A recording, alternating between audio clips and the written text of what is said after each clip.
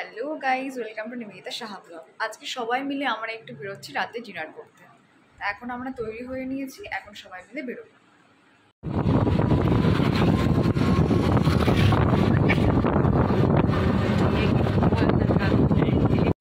আমরা চলে এসেছি বেজিং বাইটে সবাই মিলে। গাড়ি থেকে নেমে পড়েছি, আমরা এখন রেস্টুরেন্টে ঢুকবো। তা আমরা এখন ভেতরে চলে এসেছি। ভিতরটা দেখতেই পাচ্ছেন কতটা সুন্দর।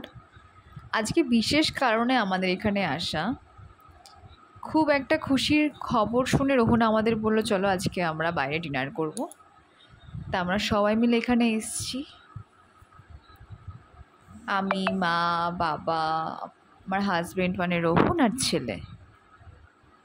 অনেকেই ভাবতেই পারেন ভিডিও করে দেখাচ্ছি, মা বাবাকে নিয়ে এসেছি ভিডিওতে দেখানোর জন্য। একদমই নয়, আমরা যেখানেই যাই না কেন মা বাবাকে সাথে করে নিয়ে যাই, এবং যখন আমরা নিয়ে যেতে পারি না তখন মা বাবার জন্য আমরা অবশ্যই খাবার নিয়ে আসি।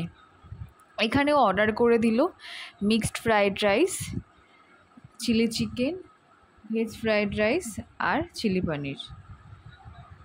ভিতর থেকে বাইরেটা দেখতে পাচ্ছেন কতটা সুন্দর লাগছে। এবং একজন এসে অর্ডারটা নিয়ে নিল। তারপরে আমরা কিছুক্ষণ বসে বসে একটু গল্প করছিলাম। ছেলেও সেদিনকের মতো আজকেও খুব আনন্দ করছিল এবং বারবার বাইরের দিকে তাকিয়েছিল, গাড়িগুলো যাচ্ছিল সেগুলোকে দেখছিল। একটি বাচ্চা যা করে থাকে স্বাভাবিকভাবে। আমরা সবাই মিলে একটু খুব গল্প করছিলাম। অনেকদিন পরে মা বাবা বাইরে এসে খুব আনন্দ পাচ্ছিল, কারণ বাবা অসুস্থ বলেই সবসময় বাইরে বেরোনো হয় না মায়ের। আমি আর রোহনই বেরোই। আর এখানে ছেলে একটু কাজ ছিল বলে রোহন একটু কোলে কোলে নিয়ে চারিদিকটায় ঘুরছিল। আর সত্যিই ভেতরটা খুবই সুন্দর। তারপরে চলে এলো আমাদের খাবার। কি অর্ডার করেছি আগে আপনাদেরকে বললাম, এবং অনেকটা করেই ছিল এবং খেতে খুবই ভালো ছিল, মানে টেস্টের কোনো তুলনাই হবে না। তারপরে ওরা আমাদেরকে সার্ভ করে দিল।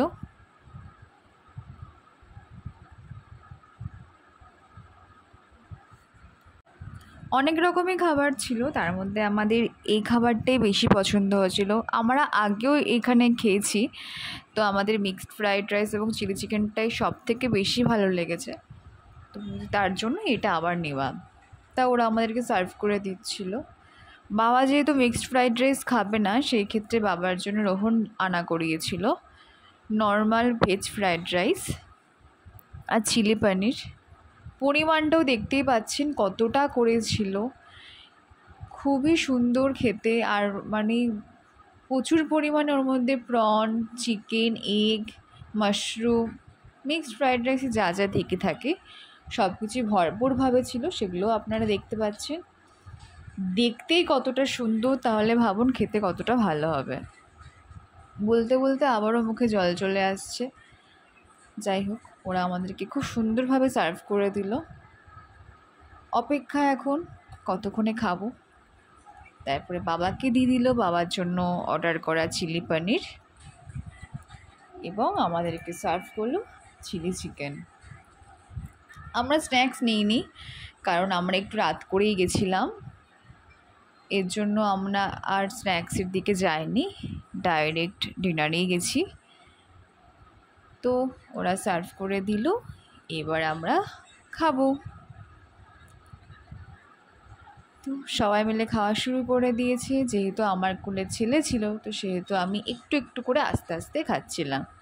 পাশে রোহন খাচ্ছিল, আর ওই দিকে মা আর বাবা বসেছিল, মা আর বাবা খাচ্ছিল। সবাই মিলে আমরা একটু গল্প করছিলাম যে কীরকম খেতে হয়েছে, অন্য রেস্টুরেন্টে কীরকম টেস্ট আর এখানে কীরকম টেস্ট, যেগুলো আর কি হয়ে থাকে গসিপ, সেগুলোই করছিলাম। এবং মাঝখানে মাঝখানে আমি খাচ্ছিলাম। আমার ছেলে একটু দুষ্টুমি করছিল, বাবাকে বারবার ডাকছিল। আর আমার ছেলে একটু ওর বাবাকে খুবই বেশি ভালোবাসে, মায়ের থেকেও। বাবাকে পেলে ওর আর কারোর দরকার হয় না। তারপর এখানে মাও খাচ্ছিল, মা বারবার বলছিল তুইও খা, তো সেই ক্ষেত্রে আমিও খাওয়া শুরু করেছি। এইভাবে কিছুটা সময় আমরা সবাই মিলে কাটলাম, খুব ভালো লাগলো। আমিও আবার বললাম খেতে খুব ভালো হয়েছে।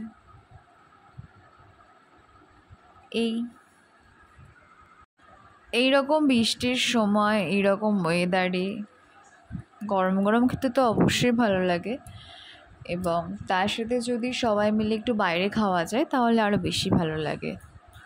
হঠাৎ করেই রোহন অফিস থেকে এসে বললো চলো আজকে একটু বাইরে খাওয়া যাক। তারপরে খুশির খবরটা জানতেও পারলাম, তো সেই কারণে আরও বেশি এক্সাইটেড হয়ে গেছিলাম। যাই হোক, তো সেই কারণে আমরা সবাই মিলে বাইরে চলে এসেছি।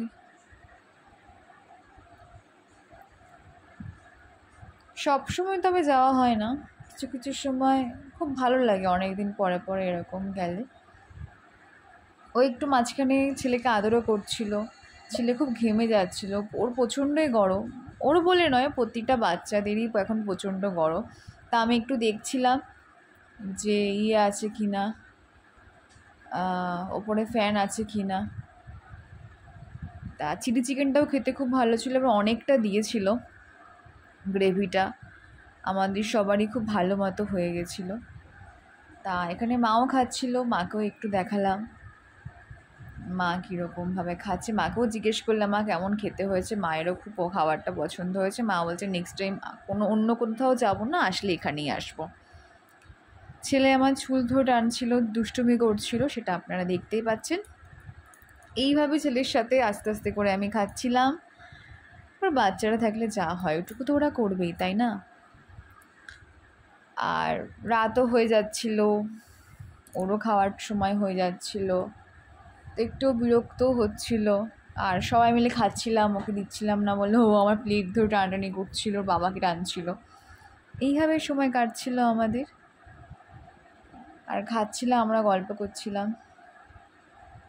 আমি ওর মাঝের মধ্যে দেখছিলামও যে ঠিকমতো ভিডিওটা হচ্ছে কি না। যাই হোক, এইভাবেই আমাদের অনেকটা সময় কাটলো। তার মাঝখানে দেখতেই পাচ্ছেন ছেলে বাবাকে আদর করছে কিভাবে, নাক ধরে। ও সবসময় এমন করে, বললাম কিছুক্ষণ আগেও আপনাদেরকে আমি বললাম যে ওর বাবাকে একটু বেশি ভালোবাসে, তোর বাবাকে পেলে ওর আর কাউকে দরকার হয় না। তো সেই কারণেই ওর বাবা ওর দিকে না তাকিয়ে ওর সাথে কথা না বলে খাচ্ছিল বলে ওর বাবাকে একটু ডাকছিল। এইভাবে আস্তে আস্তে আমাদের খাওয়া শেষ হতে চললো আর কি প্রায়। তো মাও যেহেতু কাগজ নিয়ে খেলতে না বরাবর একটু বেশি ভালোবাসে খেলনার থেকে, তো সেহেতু মা বললো ওকে টিস্যু পেপারটা দিয়ে যদিও খেলে। তো টিস্যু পেপারটা দিতেও ভয় পাচ্ছিলাম, কারণ এর আগে একবার ও কাগজ মুখে দিয়ে দিয়েছিল, গলাতে আটকেও গেছিলো, ওটাকে আমি আবার টেনে বের করেছি, তো সেই কারণে।